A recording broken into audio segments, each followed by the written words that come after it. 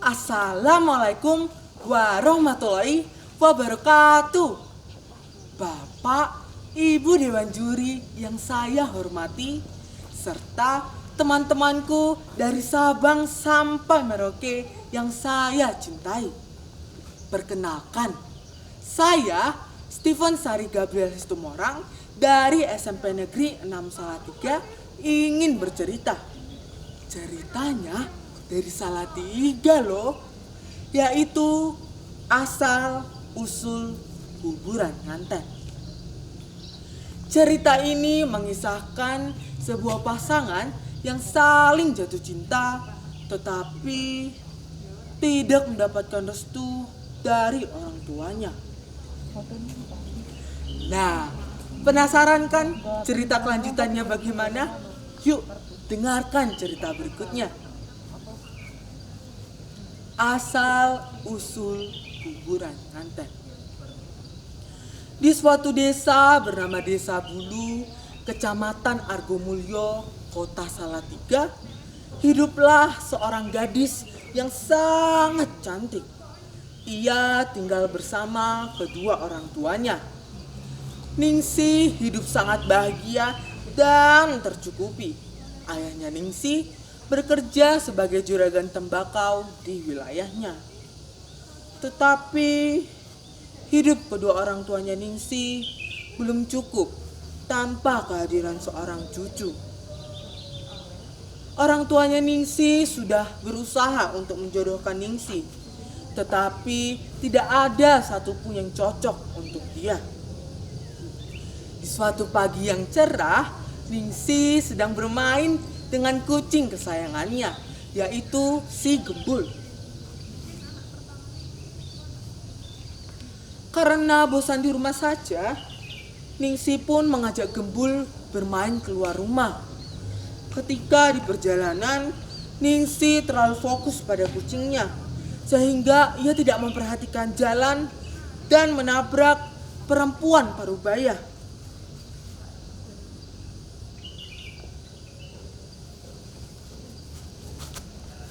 Aduh, maafkan saya, Bu. Saya tidak sengaja menabrak ibu tadi. Saya terlalu fokus pada kucing saya. Saya bantu berdiri ya, Bu.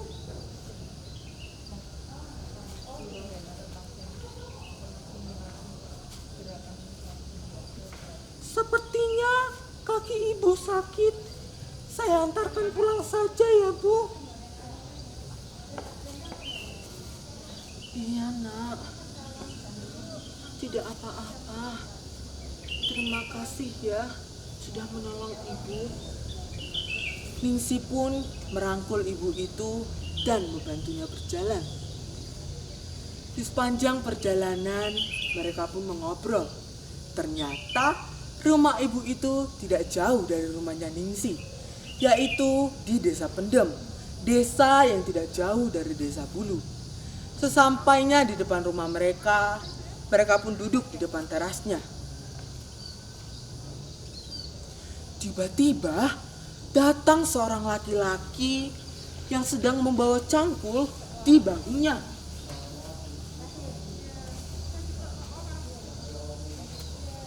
Dia adalah Wahyu, anak dari Ibu Sumi. Ibu Sumi adalah ibu yang ditolong oleh Ningsih tadi. Wahyu pun bertanya pada ibunya, "Ibu, wanita ini siapa?"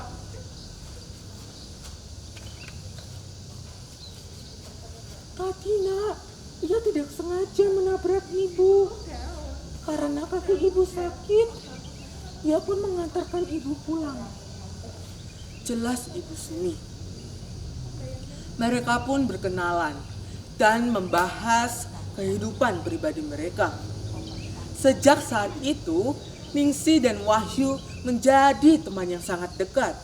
Ningsih seringkali mengajak kucing kesayangannya, si Gembul, untuk bermain di rumahnya Wahyu. Melihat hal itu, ibunya Wahyu sangat senang melihat mereka dekat. Begitu juga dengan ibunya Ningsih. Ibunya Ningsih senang karena anaknya telah mendapatkan laki-laki yang cocok dengan pilihannya. Tetapi berbeda dengan ayahnya Ningsih. Ayahnya Ningsih tidak suka kalau Ningsih bergaul dengan anak orang miskin. Semakin lama mereka pun semakin dekat dan timbul perasaan jatuh cinta. Wahyu pun berniat untuk melamar Ningsih. Tetapi dia ragu. Dia ragu kalau nanti dia ditolak oleh ayahnya Ningsih. Wahyu pun tidak pantang menyerah. Ia tetap memberanikan diri untuk melamar Ningsih. Keesokan harinya, ia datang ke rumah Ningsih untuk melamarnya. Tak tak tak tak. Tak tak tak tak. Ya, tunggu sebentar. Kamu siapa ya? Datang ke rumah saya pagi-pagi. Perkenalkan Pak, saya Wahyu, temannya Ningsih. Saya kesini ingin bicara dengan Bapak. Oh, jadi kamu yang bernama Wahyu. Mau bicara apa kamu dengan saya? Saya kesini ingin meminta restu Bapak untuk melamar anak Bapak yang bernama Ningsih. Saya berjanji, saya akan melindungi dia, mencintai dia dengan hidup saya dan setulus cinta saya. Tolong berikan restu Bapak pada hubungan kami, Pak. Apa kamu bilang? Tidak, saya tidak akan memberikan restu saya pada orang miskin. Orang miskin itu gak punya apa-apa. Bagaimana kamu mau melindungi anak saya? Saya tidak akan memberikan restu saya pada kamu.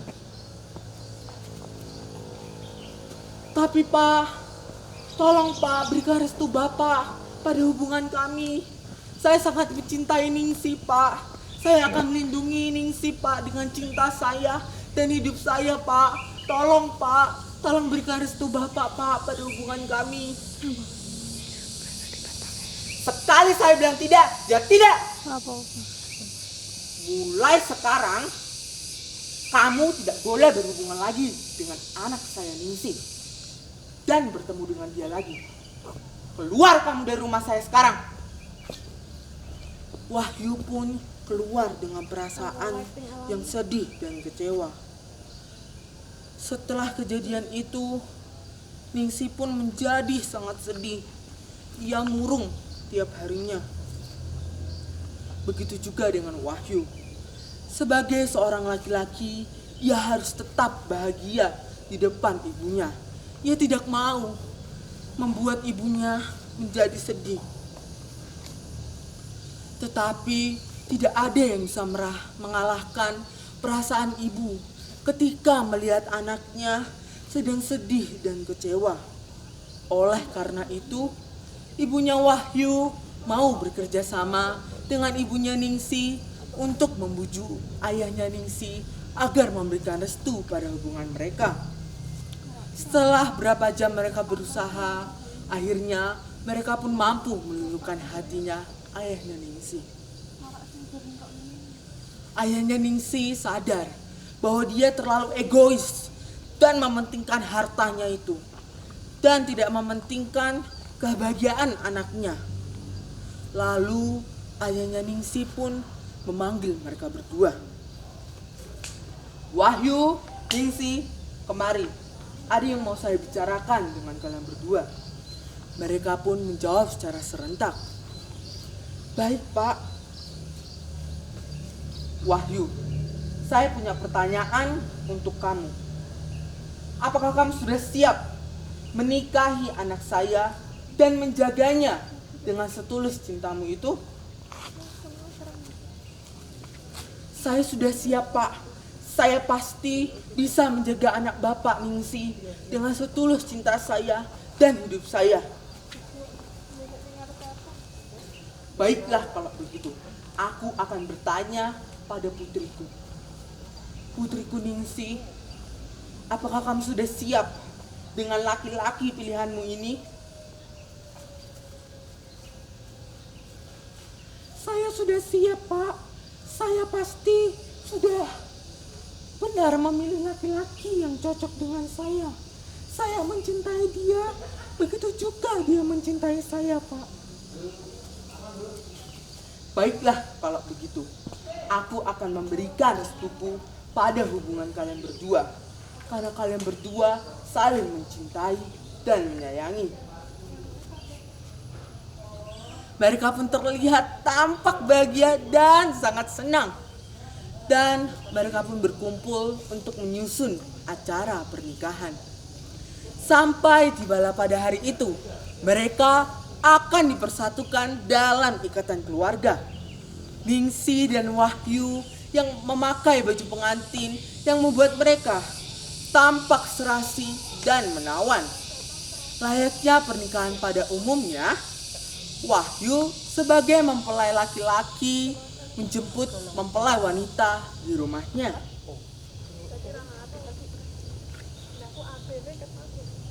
Wahyu pun berjalan berdampingan dengan Ningsih yang sedang menggendong Gembul.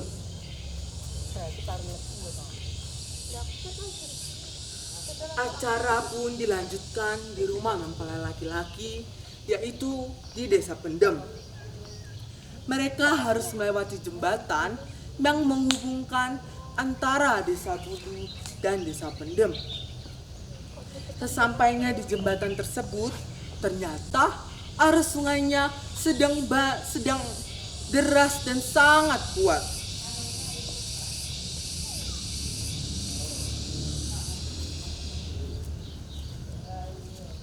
Mas Wahyu, banjirnya deras dan kuat ya. Aku sama Gembul jadi takut nih. Bagaimana ini, Mas? Aku sama Gembul jadi takut nih. Iya, banjirnya deras dan kuat ya. Tapi tidak apa-apa Ningsih. Aku kan ada di sampingmu. Aku akan menjagamu Ningsih. Tenang saja.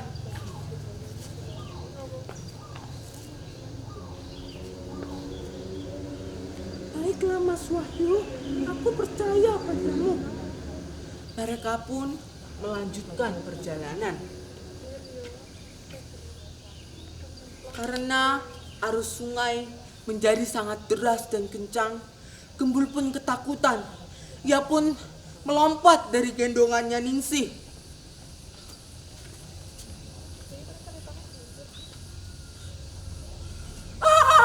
Tolong!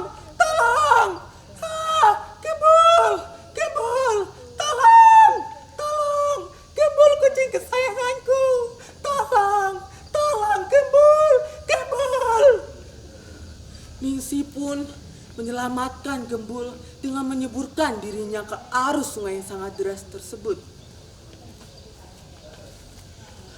Semuanya menjadi panik.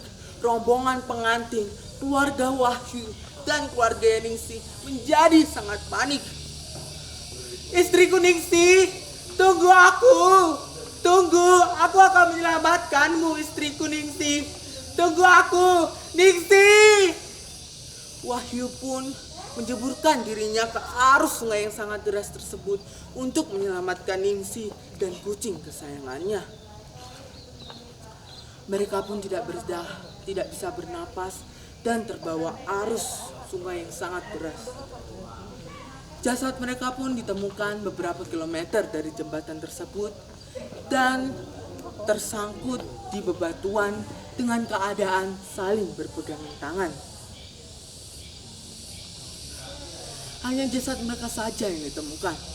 Sesuai tempat tinggal mereka masing-masing, Ningsih pun dimakamkan di sebelah kanan sungai, sedangkan Wahyu dimakamkan di sebelah kiri sungai. Sampai saat ini, dua kuburan mempelai tersebut menjadi dua kuburan. Di antara kuburan tersebut terdapat jembatan yang menghubungkan antara Desa Bulu dan Desa Pendem. Karena kuburan tersebut berawal dari makam mempelai, maka dinamakanlah kuburan nganten. Demikian cerita asal-usul kuburan nganten. Nah, pesan moral yang dapat kita ambil dari cerita ini yaitu yang pertama, kita tidak boleh memandang orang lain rendah, apalagi memandang orang tersebut dari hartanya. Yang kedua, kita harus saling tolong-menolong. Yang ketiga, kita harus berani dan pantang menyerah untuk memperjuangkan apa yang kita mau. Dan yang keempat, kita harus saling menyayangi sesama makhluk hidup. Sekian dari saya. Wassalamualaikum warahmatullahi wabarakatuh. Terima kasih.